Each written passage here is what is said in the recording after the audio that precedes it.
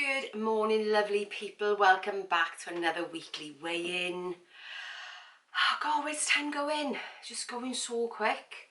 How has this week been? It's been a bit of a hungry week this week. For sure. Definitely. But I'll talk a bit more about that later. So let's get into exercise for this week. What have I done? Despite all my attempts to try and put some resistance training back in, I've decided at this present point in time, I'm not going to bother. I think that it would be a little bit of a step too far at the moment, because actually where I really want to focus my attention is on yoga and stretching and being more flexible. That's kind of where I'm at. That said, I have walked this week on average 8,455 steps, which, do you know what, I'm dead pleased with, because one of my other big challenges that I've had all the way through, right from the get-go, is increasing those steps and becoming consistent with them. And I think what I was trying to do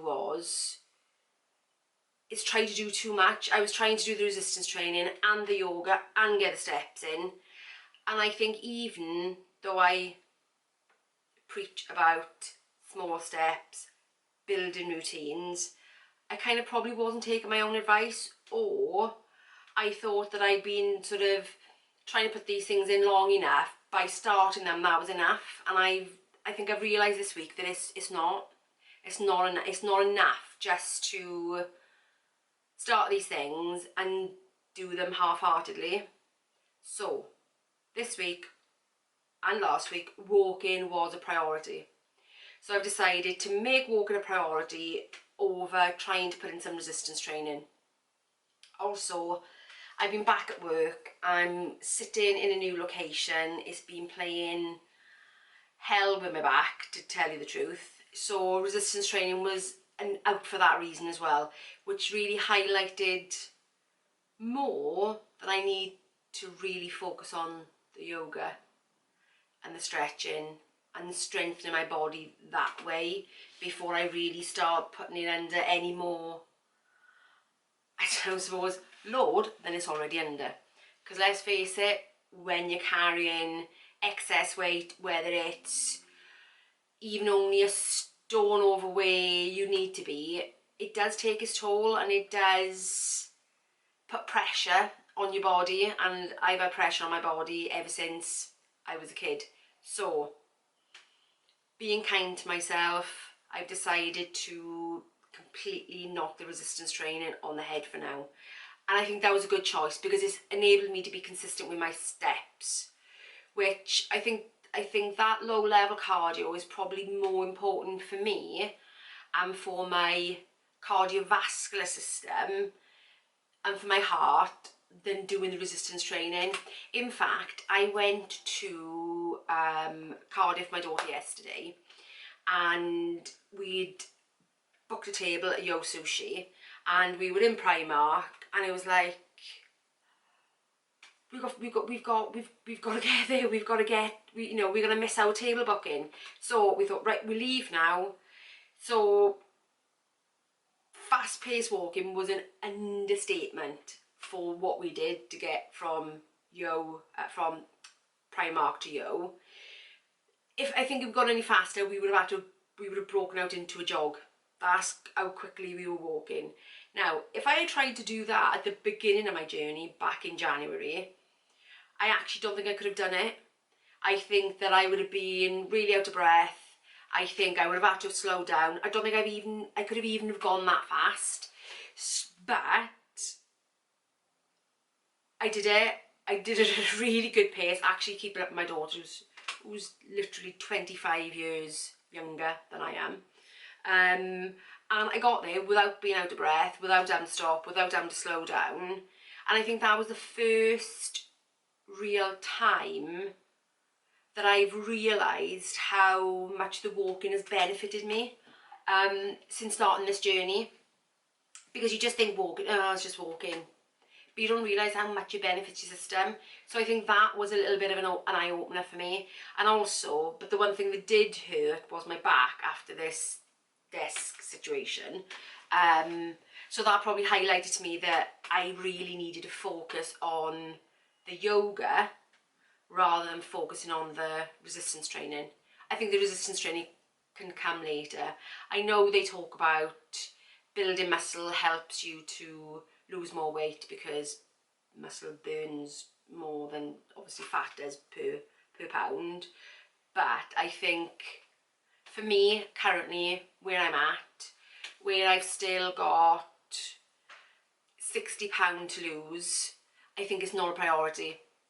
My legs are getting a workout every single day that they've got to carry me around for, is what I'm thinking. And actually, looking at my scales, my fat percentage is going down, yes it is.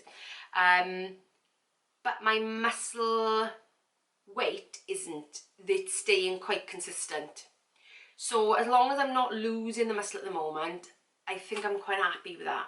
So that's where I am with my exercising, but I'm happy, definitely happy with my steps.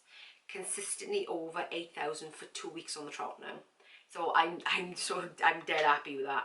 So that is one thing I need to keep going, and put the yoga back in this week. That's definitely something that I need to do. Food this week. I did mention briefly at the beginning that I was really hungry this week.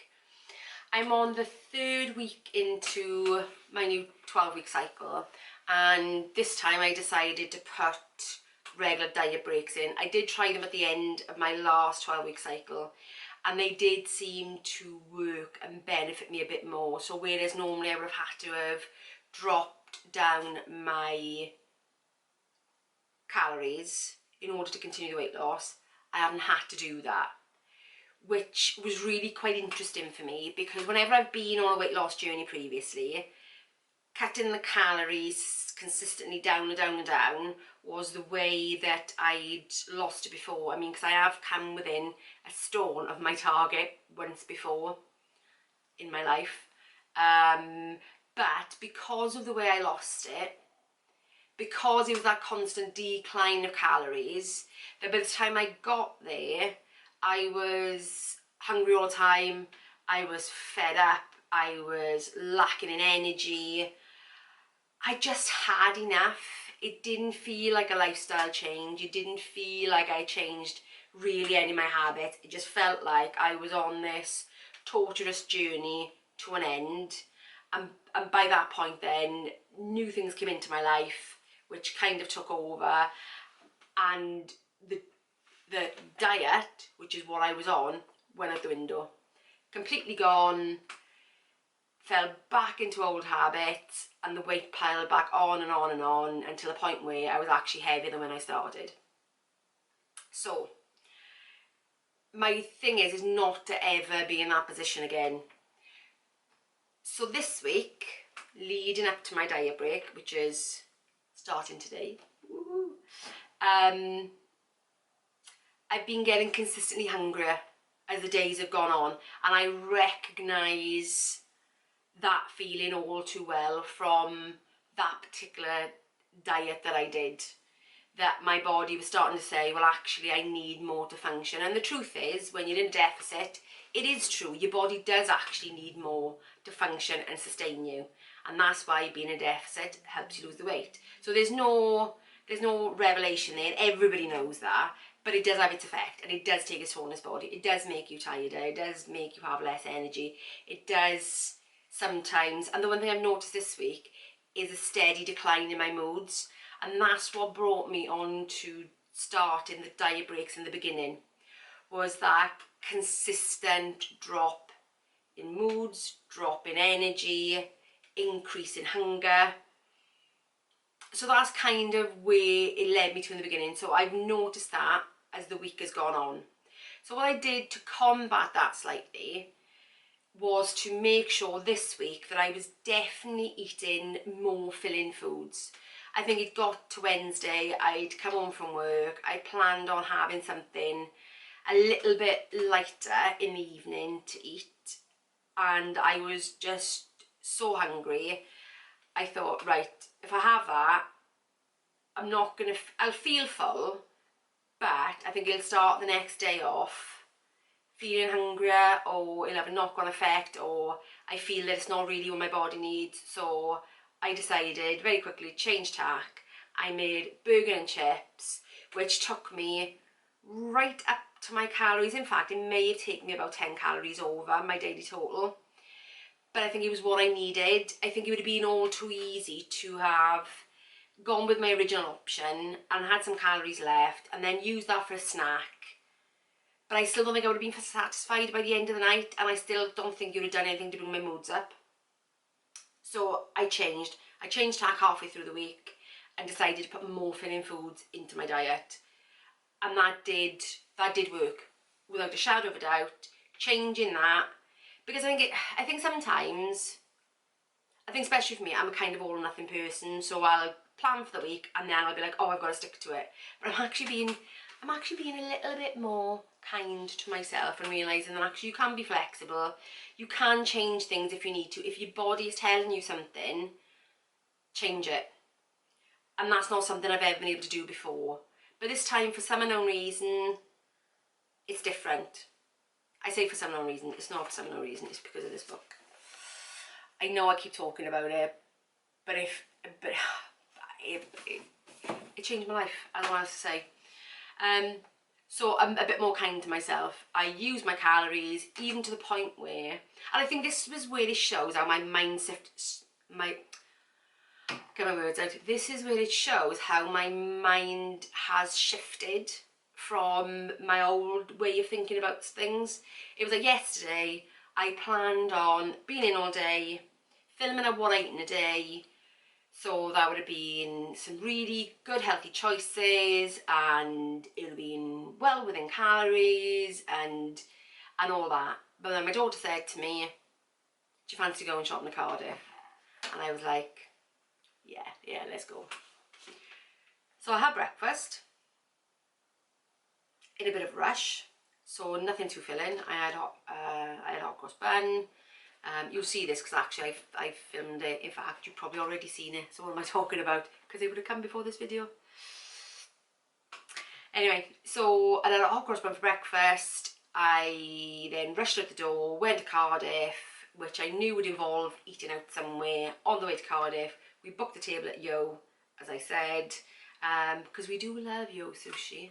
And as the little one, my grandson, wasn't with us yesterday, we did go to Yo, because obviously taking him to Yo, I would say that it's not really good for little ones, and it's probably got just too much salt in it, which we couldn't subject him to. That would just be neglect. I don't know. Don't come for me on that. It was just a remark. So yeah, so we booked a table at Yo on the way there. So I was saying to her, does it have the calories? Yeah, she said it has the calories. We got to Yo, you order everything through the app, pay for everything through the app. It's got a really good system actually. If you've not been to Yo since lockdown, they've actually got a really good system. In fact, with a bit of luck, they'll keep it. Whereas your meal literally comes on the conveyor to you. Your light goes green, so you know it's yours and you take it off. I think it's really, really cool. So you're not grabbing things off the conveyor like it used to be. You just order, it comes to you, take it off. Lovely. In fact, it actually does stop you from overeating a bit as well, because normally you've got, oh, I fancy that, and before you know it, you've got like 6 plates piled up because you fancied everything. Whereas going through the app, and because you've got to pay for it there and then, I think you tend to order less, which was really, really good. They didn't have a usual teriyaki chicken, so we had to have teriyaki beef. So she did say roughly how many calories they were, but then we had that, and we had chicken gyozas, which we shared, and I'd after leaving there, I hadn't really logged anything too much for the day, which was probably not a good thing considering I was filming of what I eat in a day, and it's meant to be what I eat in a deficit, and by then I hadn't actually logged anything. So I was at that point thinking, do I scrap that day of eating? Do I start my diet break earlier? What do I do? And I thought, right, I'm not even making any decisions, But as we carried on shopping, we came back, we walked towards Hotel Chocolat, and we were like, shall we? And I went, yeah, why not? Because the last time we got to Cardiff, we thought about it, because I was on my diet, she was on a healthy eating kick, we didn't bother going in, and we were like, we should have gone, because sometimes it's nice to have a little treat.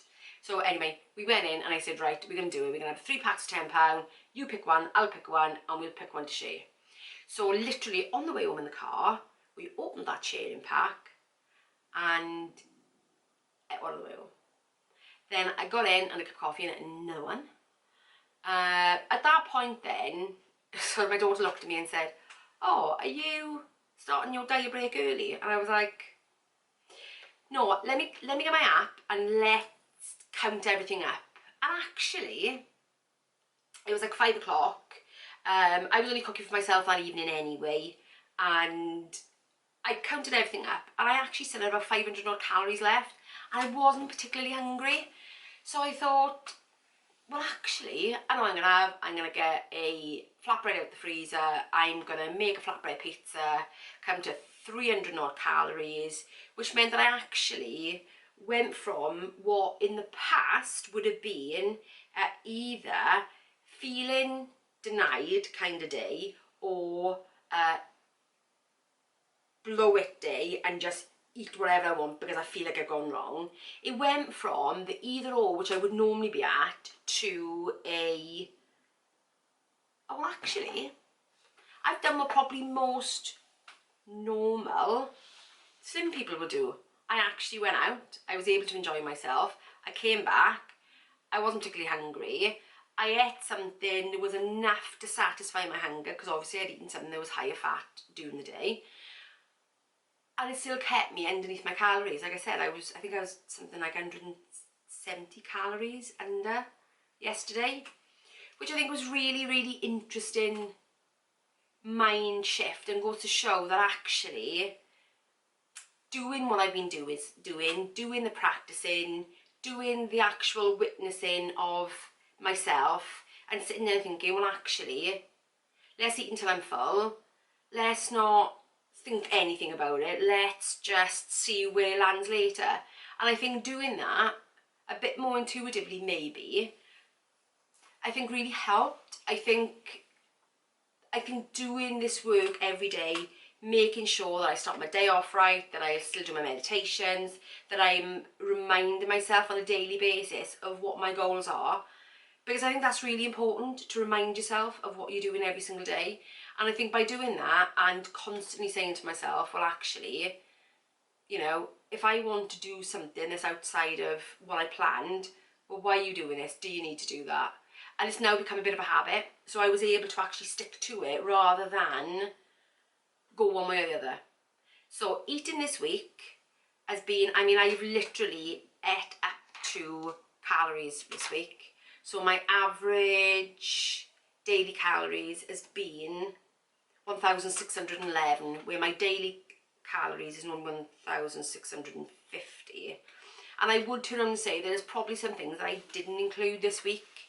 I didn't track, like some of the squirts of oil, which can be deadly, I think, if you use too much. But I've been quite careful on that. You know, the odds, perhaps half a spoonful of sugar here and there in the odd coffee, bear in mind I usually drink no more than 2 in a day. So I know there's things that I haven't tracked. I know for a fact, because there are some things that sometimes I just don't. But as long as I know I'm not doing it that often, I kind of live with it. So I know that probably my daily average could easily be 1,650, maybe a little tiny bit more. So on to the actual weight loss bit. So done my steps, not done any yoga, not done any resistance training, because that's gone for now. Definitely add up to my calories, probably a little bit more throughout the week. And this week I've lost 1.1 pounds, which I was dead chuffed with, because actually going through the week, because I was hungrier, because I was really eating up to those calories and potentially over, I really thought that I might have maintained this week, because I didn't feel any different. Not that you can necessarily feel a pound, but you know what I'm saying. Sometimes you just know. You just know. I don't know. Just know. So that was how this week went. £1 went off, which is really, really great. So this 12 weeks so far, I have lost 5.3 pounds, which is a fantastic start to this 12 weeks. It really, really is. So now on to what I'm doing this week coming up, and that is the diet break. For any of you that don't really know about diet breaks, I will leave a link to a video below of another channel where she does loads of stuff about, she is a, I don't think she's a nutritionist, but she's definitely a fitness coach. But she reads a lot of studies, and she spoke about a study called the Matador study. Like I said, I'm not a nutritionist or a doctor or coach or anything, but I do like to read, I do like to research. And she talked about a study called the Matador study done back, I'm not sure if it was in the 90s, where they took two groups of men that were overweight, and they put one on a constant deficit diet, one group, and they did the other one on a 2 weeks on, 2 weeks off diet cycling. And what they found was that the men that were on the 2 weeks on, 2 weeks off cycle actually lost, I don't know if it was 50% more weight than the ones that were on a constant deficit. And then when they came back and looked at them, and I think in a year's time, that the ones that did it as a cycling, had regained some, but not all of the weight, whereas the ones that had been in a constant deficit had not only gained back the weight, but I think had gained back a bit more. Because the theory is that your body wants to be in homeostasis, i.e. it wants to be exactly where it is at this present point in time. And if you're in a constant deficit, this is a theory, if you're in a constant deficit, what happens is that in the beginning, if you were on, say, 1,500 calories, and that was enough to put you in a deficit so you'd lose £1 a week, that actually eventually if you carry on at that 1,500 calories, the actual loss will become less and less and less and less and less, because your body is an adaptation machine, and it just goes, right, okay, so you're consistent eating less calories, let's get rid of some muscle, let's down-regulate some of your systems. That's why you can feel tired, lethargic, your moods can go down because you can play havoc with your hormones. Hi guys, this is future editing me. I've just got around to editing this video and realised that my camera must just switched itself off just before the end. That's about typical, isn't it? It's about right. So I think what I was trying to say is that being in the deficit really plays havoc with your system, I think is what I was trying to come to. And actually doing the cycle is probably better than being in a constant deficit, because you're more likely to maintain at the end. But like I said, I will leave a link to that video below so you can actually hear it first hand from the person who kind of delivered it to me. So yes, so yeah. So thank you for watching. A bit of a longer video I think than normal, as I've noticed as I've been editing it back. But yeah, I was definitely looking forward to that week off, and in fact, interestingly enough, I'm just about coming up on another diet break this Friday, which you will see in the future video of future meals. Just edited it. Sorry, I'm looking very tired. I had a long day at work. Yeah, so thank you very much for watching the video. I really appreciate it. If you enjoyed it, if you had any value from it, please give me a thumbs up. I would really appreciate it. You know, so that I'm, you know, making some sort of an effort anyway. You know what I'm trying to say. You know what I mean. You know what I mean. Yeah, so that'd be lovely. Give me a thumbs up. Let YouTube know that we're okay to watch. And yeah, I will see you in the next video. Bye guys.